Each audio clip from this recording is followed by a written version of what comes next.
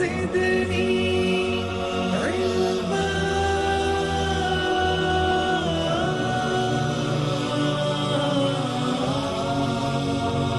رب زدني علما.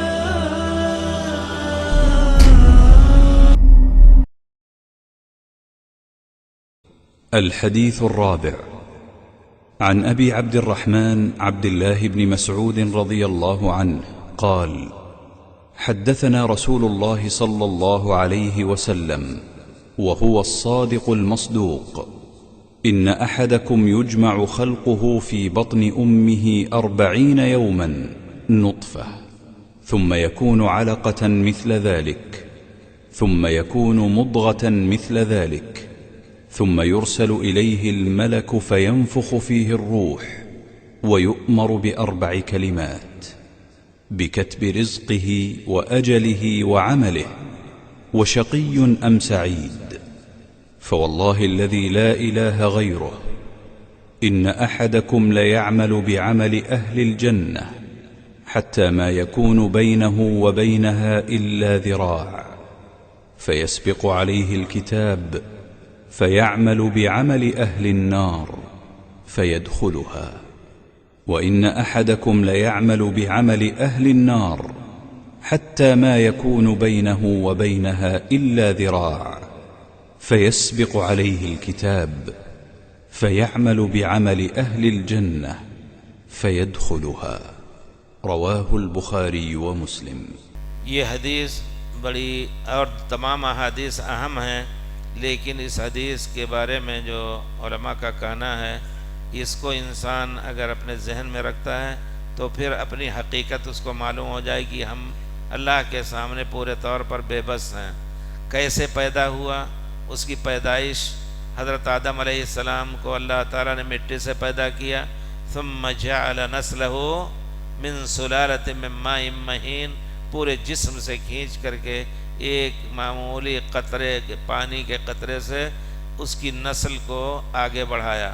حضرت آدم کے لڑکے حابیل قابیل ہوئے، ان کے لڑکے ایک دوسرے سے کو مجبور کیا کہ شادی کریں.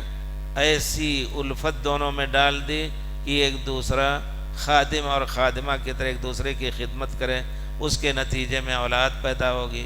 ماں باپ کے دل میں محبت ڈالا کہ اولاد کو پالیں، آپ اولاد کو اچھے انداز سے پالیں تاکہ مستقبل میں کم سے کم دنیا ہی میں، کچھ لوگوں کا تو یہ عقیدہ ہوتا ہے کہ دنیا میں ہمارا فائدہ پہنچائیں گے، حالانکہ اولاد کو جب نیک بنائے گا آدمی تو مرنے کے بعد بھی اس کی دعاؤں کا اجر اس کو ملتا رہے گا.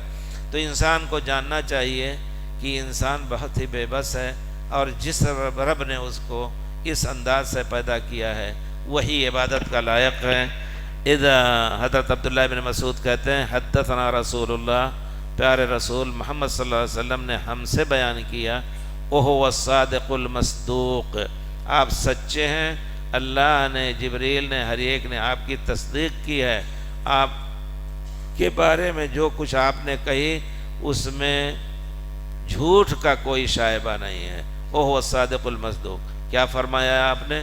ان احدکم یجمع خلقہ، تم میں سے ہر ایک کی پیدائش کو اکٹھا کیا جاتا ہے فی بطن امہ، اپنی اس کی ماں کے پیٹ میں 40 یوما نطفہ، 40 دن تک وہ نطفے ہی کی شکل میں رہتا ہے. اللہ اکبر.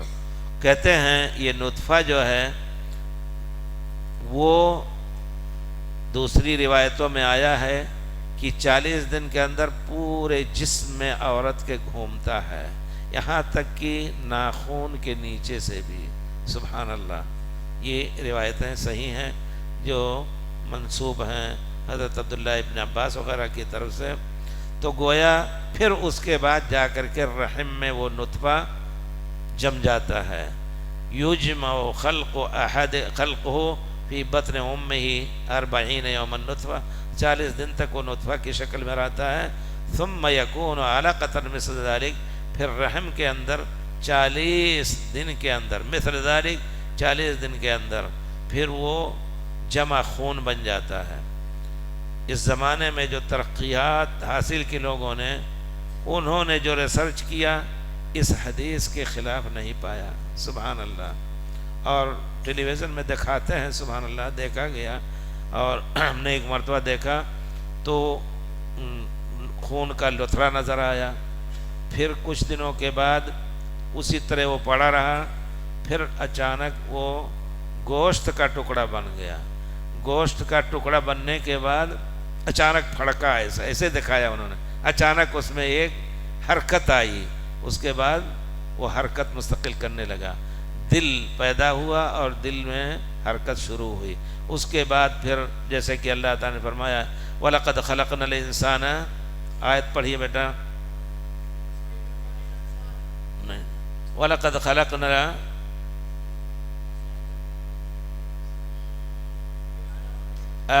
سورہ مومنون میں ہے,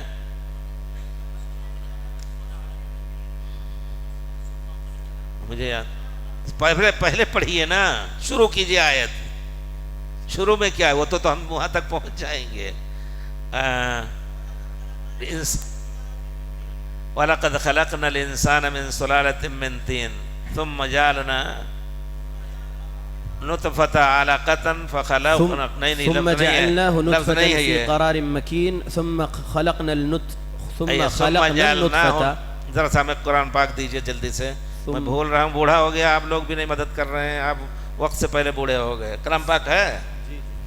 وَلَقَدْ خَلَقْنَا الْإِنسَانَ مِنْ صُلَالَةٍ مِّن مَّاءٍ مَّهِينٍ ولقد خلقنا الإنسان من صلالة من طين ثم جعلناه نطفة في قرار مكين ثم خلقنا النطفة علقة فخلقنا. زمین کے ٹکڑوں سے تھوڑا تھوڑا سا کھینچ کر کے اس انسان کو پیدا کیا آدم کی شکل میں. ثم جعلناه نطفة في قرار مكين, پھر اس کے نسل کا, جیسے کہ دوسری آیت میں ہے کہ جعل نسلہ من صلالۃ من ماء مہین, پورے جسم سے کھینچ کر کے ایک قطرے سے اللہ تعالیٰ نے قطرے پانی کے سے پیدا کیا. تو وہاں اللہ تعالیٰ فرماتے ہیں ثم خلقنا النطفة علقة فخلقنا العلقة مضغة فخلقنا المضغة عظاما فكسونا العظام لحما فتبارك الله احسن الخالقين. اللہ تعالیٰ نے اس انسان کو مٹی سے پیدا کیا, حضرت آدم کو, لیکن ان کی نسل کو چلانے کے لیے پانی کا سلسلہ جاری کیا. اب انسان اس کے بارے میں سوچے, سبحان اللہ, بہت دور تک سوچے تو کتنی قدرتیں اللہ کی نظر آتی ہیں. ایسے انسان بغیر شادی کے رہتا تو وہ بچہ کہاں سے آتا؟ شادی کے لیے اس کو, مرد کو خاص عزو دیا, عورت کو خاص عزو دیا, ایک دوسرے میں ملتے ہیں, سبحان اللہ. اور یہ کس انداز سے اس کہتے ہیں انجیکشن لگانے کا جو طریقہ سیکھا گیا, اسی سے سیکھا گیا. پانی بھرتے ہیں اور اس کو جسم میں ڈالتے ہیں, اسی طرح جس طرح اللہ تعالیٰ نے اس پانی کو رحم تک پہنچانے کا انتظام کیا. آدمی سوچے تو یقیناً اللہ کی قدرت کس طرح مجبور کر دیا اس انسان کو کہ ایک دوسرے کی طرف مجبور ہو. بہرحال یہ بات بڑی لمبی ہے, اس کی تفسیر آیت کی. ثم خلقنا النطفة علقة, جمع ہوا خون. ایک تفسیر اس کی یہ ہے, علقہ آپ جانتے ہیں ایک پانی کا جانور ہوتا ہے جو خالی اس میں ہڈی نہیں ہوتی, جس کو جونک کہتے ہیں نا, جونک جانتے ہیں, وہ جونک کی طرح انسان وہاں بنا, خون جمنے لگا. ثم خلقنا النطفة علقة ثم خلقنا العلقة مضغة, اس کو چھوٹا سا ٹکڑا ایسا بنایا کہ آدمی اس کو چبا سکے, یعنی بڑا ٹکڑا نہیں بنایا, چھوٹا سا. اور ایک تفسیر جو نئی تفسیر ہے, رازی وغیرہ نے ذکر کیا ہے کہ اس میں ایسے نشان ہوتے ہیں کہ جیسے دانت سے چنگم دبا دینا تو دانت کے نشان پڑ جاتے ہیں, وہ نشان اس میں ہوتے ہیں. سبحان اللہ. وہ نشان پر جب اس کو مائکروسکوپ پہ دیکھا اور جب اس کی تحقیق کی تو اس طرح کے نشان اس میں نظر آتے ہیں, اور وہ نشان پیٹھ کے گٹے ہوتے ہیں اور سب بنتے جاتے ہیں. ثم خلقنا النطفة علقة فخلقنا العلقة مضغة فخلقنا المضغة عظاما, جب وہ گوشت کا لتھڑا بنا تو پھر اس میں سے اللہ تعالیٰ نے ہڈیاں پیدا کی. فخلقنا المضغۃ عظاما فکسونا العظام لحما، پھر ہڈی کو ہم نے لوہے گوشت سے گوشت پہنایا. فخلقنا المضغۃ عظاما فکسونا العظام لحما فتبارک اللہ احسن الخالقین. تو اللہ تعالیٰ نے، اللہ چاہتا تو ایک ہی گھنٹے میں آدمی کو پیدا کر دیتا، لیکن انسان کو بتایا اس کے ذریعے سے بھی کہ ہر کام میں جلدی نہ کرے. دیکھیے اللہ تعالیٰ کس طرح انسان کو کئی مراحل سے گزار کر کے، اور جب کئی مراحل سے کام ہوگا انسان کا تو وہ پختہ سے پختہ کام ہوگا. تو اللہ تعالیٰ نے یہاں پر بتایا، اسی کا ذکر کیا کہ 40 دن تک تو نطفے کی شکل میں رہتا ہے. دوسری روایت میں پورے جسم عورت کے یہ نطفہ گھومتا رہتا ہے. اب آپ سوچئے اس زمانے میں کیوں یہ بات محقق ہے، کیوں عورت کا طلاق اس وقت دینے کا حکم دیا گیا کہ جب شوہر نے اس سے ہم بستری نہ کی ہو. کیونکہ ہو سکتا ہے نطفہ ٹھہر گیا ہو اور پھر وہ ہو سکتا ہے اس کا اثر اس کے جسم پہ آ گیا ہو، جس کو عربی میں تو شفرہ کہتے ہیں. اور پھر اگر اللہ تعالیٰ نے عدت گزارنے کو واجب کہا ہے، کیوں؟ ہو سکتا ہے کہ 3 مہینے کے اندر حمل واضح طور پر ظاہر ہو جائے. اگر اس کو پہلے ہی مہینے شادی کی اجازت دی جائے تو ایک آدمی کا نسب دوسرے آدمی کے نسب سے مل جائے گا، اور کہیں گے وہ دوسرے ہی کا بچہ ہے، حالانکہ یہ بچہ دوسرے کا ہے. اللہ تعالیٰ نے عجیب حکمت سے، اور اسی طرح کہتے ہیں کہ وہ ایک ایسا اثر چھوڑ دیتا ہے اگر عورت نے غلط کام کیا ان مہینوں میں، پہلا مہینہ اور دوسرا مہینہ کوئی بھی ہو، تو ایک اثر اس کے جماع ہی سے ایسا آ جاتا ہے کہ وہ ظاہر ہو جاتا ہے کہ کسی آدمی نے اس کے ساتھ ہم بستری کی ہے. اگر اسی مہینے اور کسی کے ساتھ دوسرے مہینے میں کیا تو اس کا اثر اس کے اوپر ظاہر ہو جاتا ہے. امریکہ کی کسی کمپنی نے اس پر ریسرچ کیا تو پتہ چلا کہ ایک سوڈانی علاقہ تھا، اس پہ جب ریسرچ کیا، اور اس سے پہلے افریقی علاقہ کچھ تھا، یا اپنے گوروں پر انہوں نے تجربہ کیا، تو سب کو متہم پایا، سب کو غلط کام میں متہم پایا. ہاں ایک ہی اثر جن عورتوں میں ملا وہ سوڈانی مسلمانوں کی عورتوں میں. تو یہ عجیب اللہ تعالی بہت بڑی قدرت ہے. بہرحال ثم یکون علاقۃ مثل ذلک، وہ علقہ کی طرح ہوتا ہے، یا یہ کہ جمع خون کی طرح ہوتا ہے. پھر اس جمع خون کو اللہ تعالیٰ گوشت کے چھوٹے لتھڑے کی طرح بنایا جس کو آدمی مضغ کر سکے، چبا سکے. ثم یرسل الیہ الملک، گویا 40 دن 3 مرتبہ گزرے، 120 دن میں فرشتہ اللہ تعالیٰ بھیجتا ہے. ثم یرسل الیہ الملک فینفخ فیہ الروح، پھر اس میں روح پھونکتا ہے، پھر وہ حرکت کرنے لگتا ہے. ابھی اور دوسرے اعضاء ظاہر بھی نہیں ہوئے لیکن روح پھونک دی گئی. یہ بھی ایک اعجاز ہے قرآن کا. اور کہ جہاں بھی کلام پاک میں آپ دیکھیں گے جعل لکم السمع والبصر، اللہ نے تمہارے لیے کان پیدا کیا اور آنکھ پیدا کی. کان کا پہلے ذکر ہے. اس کو لے کر کے انہوں نے ریسرچ کیا تو ان کو ملا کہ جب آدمی بچے میں جب روح پھونکی جاتی ہے تو کان سب سے پہلے بنتا ہے. اس کو جھٹکا دیجئے، زوردار آواز دیجئے تو آواز سن لیتا ہے اور اس سے متاثر ہوتا ہے. ابھی آنکھ نہیں کھلی ہے. دیکھیے کلام پاک میں جہاں بھی ذکر ہے، کتنی جگہوں پر حافظ لوگوں سے پوچھئے، جعل لکم السمع والابصار والافئدہ، تمہارے لیے اللہ نے کان بنائے اور آنکھیں بنائیں. کان پہلے بنایا، اسی وجہ سے اس کو پہلے ذکر کیا اور آنکھوں کو بعد میں ذکر کیا. یہ جو اللہ پر ایمان نہیں لاتے وہ ریسرچ کے نتیجے میں کہتے ہیں کہ کان پہلے پیدا ہوتا ہے. تو اس میں بھی فینفخ فیہ الروح، روح پھونکی جاتی ہے اور اس کے بعد پھر دوسرے اعضاء اس کے بنتے ہیں. وَيُؤْمَرُ، تیسرے 40 کے بعد اس پیریڈ میں وہ اللہ تعالیٰ حکم دیتا ہے فرشتے کو کہ روح پھونکنے کے بعد 4 چیزیں اس کی تجدید کر دے. یکتب، لکھا جاتا ہے. فرشتے کے علم میں گویا نئی چیز ہوتی، لیکن اللہ تعالیٰ نے لوح محفوظ میں پہلے سے لکھا دیا ہے سب کچھ. گویا یہ نہ کوئی کہے کہ نہیں آج اس کی تقدیر لکھی جا رہی، نہیں، اس کی تجدید ہوتی ہے فرشتے کے علم میں. اور وہ علم دوسرے فرشتوں کو، ملک الموت کو بھی پہنچایا جاتا ہے اور دوسرے، تاکہ اس کے ساتھ اس کے موت کا بھی فیصلہ ہو پائے۔ تو فرشتے کے علم میں اس کی تجدید ہوتی ہے، جس کی خبر اللہ نے ہمیں دی ہے کہ ان 4 چیزوں کو کے لکھنے کی تجدید ہوتی ہے۔ حالانکہ اللہ تعالیٰ نے قلم کو پہلے حکم دیا، آج انسانوں کو ہزاروں سال پیدا کرنے سے پہلے اللہ نے سب کچھ لکھ دیا ہے۔ تو یہ 4 چیزیں لکھی جاتی ہیں۔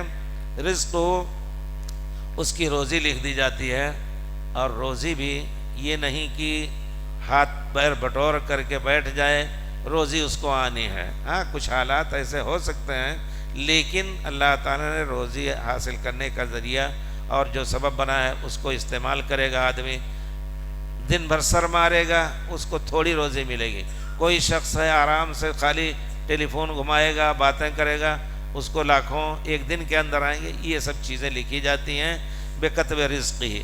ایک حدیث میں ہے کہ انسان کو رزق، روزی اسی طرح ڈھونڈتی ہے جس طرح موت اس کو ڈھونڈتی ہے۔ صحیح روایت ہے، جس طرح موت ڈھونڈتی ہے۔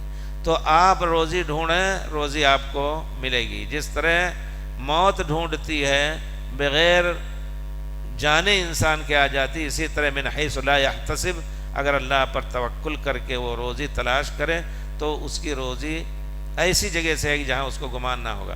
اس کو اس حدیث سے ملائیے، پیارے رسول فرماتے ہیں کہ لو توکلتم علی اللہ حق التوکل، جس طرح اللہ پر بھروسہ کرنے کا حق ہے، اگر اس طرح بھروسہ کرو، لرزقکم، تو اللہ تعالیٰ تمہیں روزی دے گا، کما یرزق الطیر، جیسا چڑیوں کو روزی دیتا ہے۔ تغدو خماسا، رات گھونسلے میں گزاری، صبح اٹھ کر کے اللہ کا ذکر اذکار کیا، انسان کی طرح پڑا سویا نہیں رہا، دن نکل گیا، شیطان نے پیشاب کر دیا کان میں، نہیں، وہ وقت سے تہجد کے وقت اٹھ کر کے چوں چوں کرنے لگا۔ میں نے گھر کے سامنے ایک درخت تھا، دیکھا ہوگا لوگوں نے، بڑا درخت تھا، جو درخت بڑی برکت کا تھا کہ جیسے ہی فجر کا وقت ہوتا، یعنی 3-4 منٹ پہلے چوں چوں چوں چوں کئی چڑیا، وہ درخت ایسا ہوا کہ اس کی جڑ وہ گٹر میں گھس گئی، راستہ بند ہو گیا، اس کی وہ جڑ چلی گئی، تو کہا کہ بھائی اس کو کاٹ دو ورنہ بڑا نقصان، تو کاٹ دیا، ورنہ اللہ سبحان اللہ بغیر کسی تاخیر کے 5-10 منٹ پہلے زوردار آواز فجر کی اذان سے پہلے وہ سب چیخنے لگتے۔ تو یقیناً اللہ تعالیٰ نے فرمایا ہے کہ اگر اللہ پر توکل کرو تو اللہ تعالیٰ تمہیں ایسے ہی روزی دے گا جس طرح چڑیا کو روزی دیتا ہے، لیکن چڑیا اپنے گھونسلے میں بیٹھ کر کے نہیں روزی کی تلاش کرتی ہے۔ تغدو خماسن، اللہ کی دنیا میں کھیتیوں میں خالی پیٹ نکل جاتی ہے، جا کے چگتی ہے، ڈھونڈتی ہے روزی، پھلوں کے سے روزی لیتی ہے، درختوں کے کھیتیوں کے دانوں سے لیتی ہے، تروح بطانن، واپس آتے اپنے گھونسلے میں تو اس کا پیٹ بھرا ہوتا ہے۔ تو اسی طرح تم بھی اے اللہ کے بندو اسباب اختیار کرو، اللہ پر توکل کر کے نکلو، انشاءاللہ روزی سے اللہ تعالیٰ محروم نہیں کرے گا۔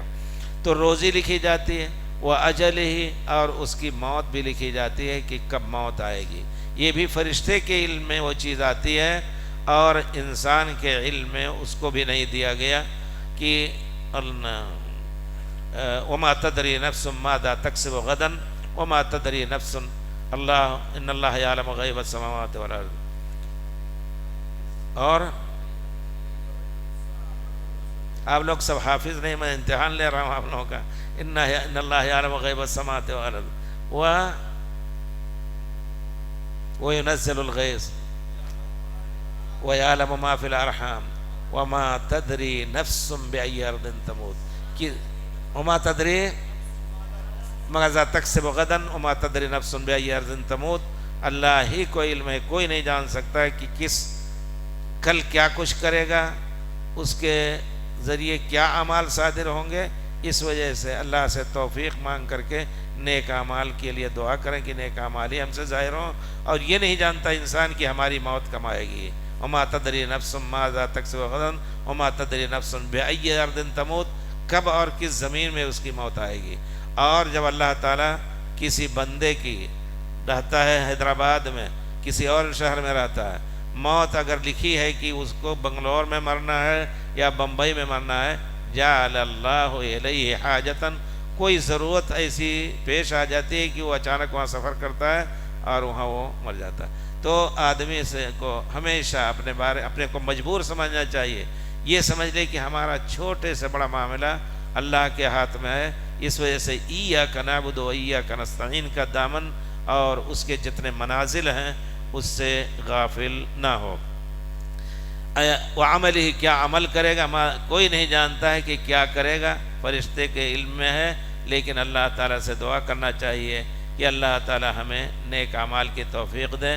اور موت بھی آئے تو حسن خاتمہ بہت بڑی چیز ہے. المرء یبعث علی ما مات علیہ، جس حالت میں مرتا ہے اسی پہ اٹھایا جائے گا. اگر شہادت کی کسی کو تمنا ہے تو انشاءاللہ اس کو شہادت بھی مل سکتی ہے. شہید قیامت کے دن آئے گا، اس کا خون بہتا ہوگا تازہ، اور اللون لون الدم، گویا یہ تمغے شرف اللہ تعالیٰ اس کو دے گا لوگوں کے درمیان کہ خون کا رنگ تو خون کا ہوگا. وریحہ مسک، خوشبو پھوٹے گی اس سے مشک کی. تو اس طرح آدمی دعا کرے. حضرت عمر رضی اللہ تعالیٰ دعا کرتے تھے اللہم ارزقنی شہادتا فی سبیلک وارزق موتی فی بلد رسولک، اے اللہ تعالیٰ مجھے اپنے راستے میں شہادت نصیب فرما اور اپنے شہر پیارے رسول کے شہر میں میری موت رکھ. پھر سوچتے تھے کہ لوگ تو جہاد کر رہے ہیں باہر، مدینے میں کیسے مجھے شہادت ملے گی. پھر اپنے ہی جواب دیتے تھے یأتی اللہ بہا حیث شاء، جہاں سے اللہ تعالیٰ شہادت لکھے ہوگا آئے گی. اور ایسے ہی ہوا کہ اس نے حضرت عمر کو ابو لؤلؤہ مجوسی نے شہید کیا. تو بہرحال کسی کو نہیں معلوم کہ کیا کرے گا. حسن خاتمہ بہت بڑی چیز ہے. ابھی ہمارے خیال سے 15 دن بھی نہیں ہوئے، ایک بہت پیارے ساتھی ہم لوگوں کے، قریش خاندان کے اور نیک آدمی، ہم نے ان کو آج سے 30-35 سال سے جانا، ساتھ آتے جاتے نکلتے یونیورسٹی سے ملتے، اگرچہ دوسرے سیکشن میں تھے، بہت نیک آدمی تھے. اور وہ ان کی اہلیہ بھی PhD یونیورسٹی میں پڑھاتی تھی، وہ بھی بہت نیک. مل کر کے تحفیظ القرآن وغیرہ کا بہت لمبا چوڑا سلسلہ جاری کر رکھا تھا، نگرانی کرتے تھے. اس کے لیے خرچ اپنے خاندان کے بڑے بڑے لوگوں سے مانگ کر کے اللہ کے لیے جمع کرتے تھے. نماز پڑھائی وہاں کچھ کسی خاص مقصد کے تحت کیمرے ہمیشہ لگے رہتے ہیں. بعض مسجدوں میں کوئی چیز چورانے کے لیے کوئی آ جائے تو پکڑ سکتے ہیں. تو اتفاق سے ایسے آپ دیکھیں گے سلام پھیرا انہوں نے، السلام علیکم ورحمۃ اللہ، السلام علیکم ورحمۃ اللہ، اللہ اکبر استغفر اللہ کہتے ہوئے جو امام کے مقتدی کی طرف چہرہ پھیرتے ہیں. ابھی چہرہ پھیرا ہی تھا، تھوڑی دیر میں وہ روزانہ عصر کے بعد تفسیر کرتے تھے کلام پاک کی، وہ ابھی پڑھنی تھی. لوگ بیٹھے تھے انتظار کر رہے تھے. اچانک دیکھا کہ مل رہے ہیں یہ جیسے جھانکنی کا ایک گھبراہٹ. تو لوگوں نے دیکھا چہرہ ان کا بدل رہا ہے. پھر تھوڑی دیر کے بعد ایسے کیا کچھ، پھر اس کے بعد لڑک گئے. سب کچھ 2 منٹ کے اندر. واللہ سلام پھیرنے اور میرا جو اندازہ ہے سلام پھیرنے اور ان کے موت آنے میں صرف 2 منٹ کا یا 3 منٹ کا فاصلہ رہا ہوگا. کتنی مبارک موت ہے. اسی کو موت کہتے ہیں تو ایسی موت آ جائے. ہمارے والد صاحب ایک شعر پڑھتے تھے، یہ سر کٹ کر سوئے پائے محمد لوٹتا جائے، اسی کو موت کہتے ہیں تو ایسی موت. دیکھیں کتنا اچھا خاتمہ ان کا ہوا. پوری دنیا اور ظاہری اعمال بھی الحمدللہ ہم دیکھتے ہیں. جبکہ وہ جوان تھے، داڑھی کالی تھی، بوڑھے ہو گئے، ہماری عمر کے تقریباً تھے. الحمدللہ بڑی پیاری موت آئی. سبحان اللہ. تو حسن خاتمہ کے لیے بھی دعا کرنا چاہیے کہ اللہ تعالیٰ موت آئے تو تیری اطاعت میں ہماری موت آئے.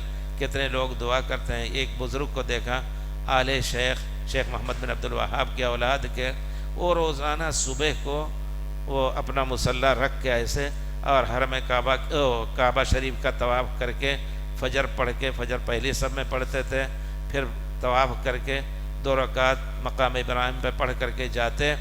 اور لوگوں نے بیان کیا، وہ کہتے تھے کہ اللہ تعالیٰ میری موت حرم کعبہ ہی میں ہو، کعبہ کے ارد گرد. آپ یقین جانیے میں نے خود دیکھا، وہ 2 رکعت نماز پڑھ کر کے روزانہ چلے جاتے. ان کا ڈرائیور وہاں ہوتا تھا. اس دن وہ جو سجدے میں گئے آخری رکعت کے، تو نہ گرے دائیں بائیں اور نہ اٹھے. تھوڑی دیر پولیس ان کے خاص احترام میں، بڑے نیک آدمی تھے، شیخ محمد بن عبد الوہاب نجدی کے خاندان کے شیخ عبد الملک بن کون تھے حسن، تو ایسے ہی وہ سجدے کی حالت میں رہے، پولیس نے آ کے ٹٹولا تو کوئی حرکت نہیں، پھر لوگوں کو بلایا تو ذرا سا سیدھا کرنا چاہے تو وہ گر گئے، انتقال کر چکے سجدے میں۔ اس قسم کی موت جو ہے بہت ہی مبارک موت ہوتی ہے۔ بہرحال اللہ تعالیٰ نے یہ فرشتوں کو لکھنے کا اس مقصد سے بھیجتا ہے کہ یہ روزی لکھیں، ان کی موت کب آئے گی، کیا کچھ کرے گا آدمی، یہ اللہ کے یہاں بدبخت ہوگا یا خوشبخت ہوگا۔ اللہ تعالیٰ کے حکم سے جو حکم ملتا ہے وہ اس کی تجدید کرتا ہے، یہ چیز ذہن میں رکھیں، لکھتا ہے تاکہ اس کو معلوم ہو، اسی حساب سے اس کے ساتھ زندگی میں معاملہ ہوگا۔ فواللہ، اللہ تعالیٰ کی رب اللہ کی قسم جس کے علاوہ کوئی لائق عبادت نہیں، ان احدکم، تم میں سے کوئی، لیعمل اعمال اہل الجنہ، زندگی بھر جنت والوں کا کام کرتا ہے، الحمدللہ نماز روزے حج لوگوں کی مدد اور سب کچھ، لیعمل اعمال اہل الجنہ حتی ما یکون بینہ و بینہا الا ذراع، تقریبی سمجھنے کے لیے کہ یہاں تک کہ اس کے درمیان اور جنت کے درمیان صرف ایک ہاتھ کا فاصلہ رہ جاتا ہے، فیسبق علیہ الکتاب، اللہ کا علم جو پہلے تھا جس کی بنا پر اللہ نے لکھ لیا کہ یہ جہنم میں جائے گا، کوئی ایسا کام کر جاتا فیعمل بعمل اہل النار، جہنم میں جانے والوں کا کام کر جاتا ہے تو وہ جہنم میں جاتا ہے۔ اس کی مثال وہی دیکھیے کہ جیسے پیارے رسول نے فرمایا کہ ایک عورت صرف ایک بلی کی وجہ سے جہنم میں اس کو جانا پڑا، 1000 نیکیاں کرتی رہی لیکن بلی کو اس نے بھوکا مار کر کے جہنم میں جانے کا کام کیا۔ اس قسم کے مسائل میں ہمیں اس طرح سمجھنا ہے کہ اللہ تعالیٰ عادل ہیں، فَمَن يَعْمَلْ مِثْقَالَ ذَرَّةٍ خَيْرًا يَرَهُ، ذرہ برابر نیکی کی اس کو بھی اللہ بتائے گا، دکھائے گا، اور ذرہ برابر برائی کی اس کو بھی اللہ تعالیٰ کی رحمت اس کے غضب پر سے آگے ہے، ہو سکتا ہے اللہ تعالیٰ معاف کر کے پہلے ہی گھنٹے اس کو جنت میں داخل کر دے، اور اگر اپنے عدل و انصاف سے بلی کے مارنے والی عورت کو اس کے حق کا بدلہ بلی کا لے کر کے جہنم میں داخل کر کے پھر اس کو جنت میں داخل کر سکتا ہے۔ یہ معنی نہیں ہے کہ ہمیشہ ہمیشہ کے لیے کبیرہ گناہ کی بنا پر وہ جہنم میں رہے گا آدمی، یہ خوارج کا عقیدہ ہے جو مطلق کسی نے اگر چوری کر لی تو اس پر کفر کا فتویٰ لگا کر کے اس کو مستحق قتل اور لائق گردن زدنی قرار دیتے ہیں، یہ سنت رسول کے سمجھنے کا طریقہ نہیں ہے۔ ما یکون بینہ و بینہا، جنت کے درمیان اس کے درمیان صرف 1 میٹر آدھے گز کا فاصلہ ہوتا ہے، ایک ہاتھ کا، تو وہ کتاب اللہ کا لکھا نوشتہ آگے آ جاتا ہے، جہنم والوں کا کام کر کے جہنم میں داخل ہو جاتا ہے۔ اس کے برعکس وَإِنَّ أَحَدَكُمْ لَيَعْمَلُ بِعَمَلِ أَهْلِ النَّارِ، زندگی بھر جہنم والوں کا کام کرتا ہے، جہنم اور اس کے درمیان ایک ہاتھ کا فاصلہ رہ جاتا ہے، اللہ اس کے توفیق دیتا ہے، جو لکھا ہے اللہ نے جان کر کے کہ یہ نیک کام کرے گا تو وہ نیک کام کر کے جنت میں چلا جاتا ہے۔ اس وجہ سے آدمی کو یہ سمجھنا چاہیے کہ ہم واقعی ہم مجبور ہیں، ہم ہر وقت اللہ کی مدد سے اللہ سے توفیق طلب کریں، اللہ سے مدد طلب کریں کہ اللہ تعالیٰ ہم تجھی تیری عبادت کرتے ہیں، تجھی سے مدد مانگتے ہیں، اور اللہ تعالیٰ نے فرمایا لا يرد القضاء الا الدعاء، اللہ کے علم میں ہے کہ وہ غلط کام کر کے جہنم میں جائے گا، دعا کرے کہ اللہم ادخلنی مدخل صدق واخرجنی مخرج صدق رب اغفر لی ولوالدی ولمن دخل بیتی، تو انشاءاللہ اللہ تعالیٰ اس نوشتے کو بھی بدل دے گا۔ یہ معنی ہے لا يرد القضاء الا الدعاء، اللہ کے پرانے فیصلے کو، علم سے جو فیصلہ کیا ہے اس کو اللہ تعالیٰ بدل کر کے، حضرت عمر رضی اللہ تعالیٰ عنہ طواف میں ان کی دعا ہے، صحیح سے ثابت ہے، اللہم ان کنت کتبت کتابی فی الاشقیاء فجعل کتابی فی السعداء، اے اللہ تعالیٰ اگر میرا نام بدبختوں میں شقی و سعید تو بدبختوں میں لکھا ہے تو میرا نام نیک بختوں میں کر دے۔ تو یہ دعا ہمیشہ انسان کو کرتے رہنا چاہیے، اللہ سے غافل ہو کر کے بہت کچھ خطرہ ہے کہ اللہ تعالیٰ نیک عمل کی توفیق سے محروم رکھے۔ اور یہ جو مراحل اللہ نے ذکر کیا، پیارے رسول نے ذکر کیے ہیں، یقیناً وہ اللہ کی طرف سے، اور یہی مراحل آج کل ڈاکٹروں کے ہیں، اور بہت سے کچھ اس میں شبہے کی باتیں اس طرح کرتے ہیں جیسے کہ اللہ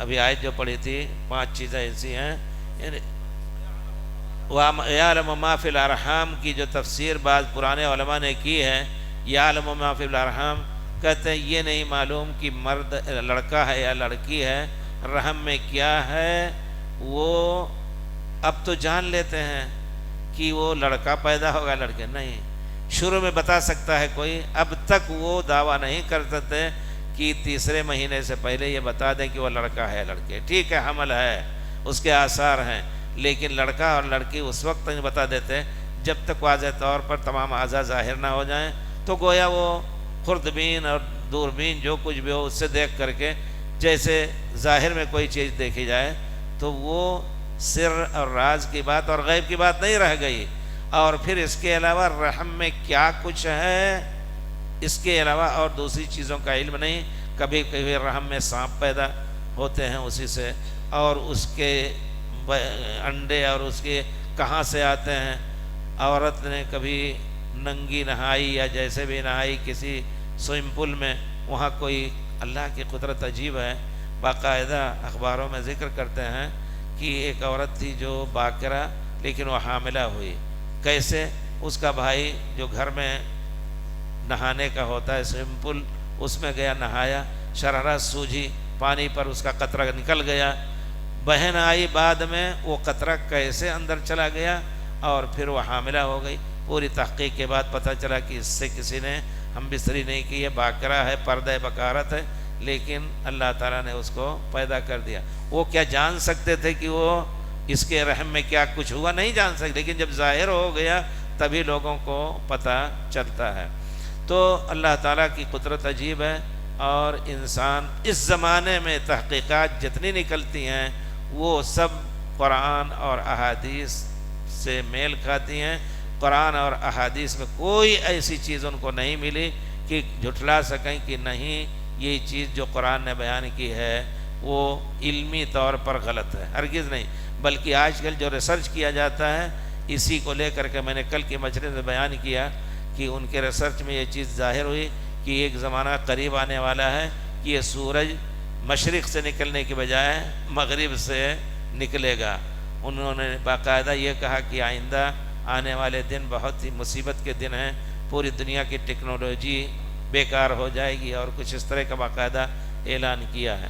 تو اللہ تعالیٰ کا شکر ہے کہ انہوں نے ایسا دین ہمیں دیا جو یقیناً سب سے سچا دین، اور وہ اللہ کی علم پر مبنی وحی کے ذریعے سے پیارے رسول کو اللہ تعالیٰ نے خبر دی۔ انسانی پیدائش کے جو طریقے ہیں اس میں کوئی اختلاف اس ریسرچ میں نہیں ملا ان کو کہ نہیں اس سے پہلے بھی روح پھونکی جاتی ہے اور کچھ ہوتا ہے۔ جی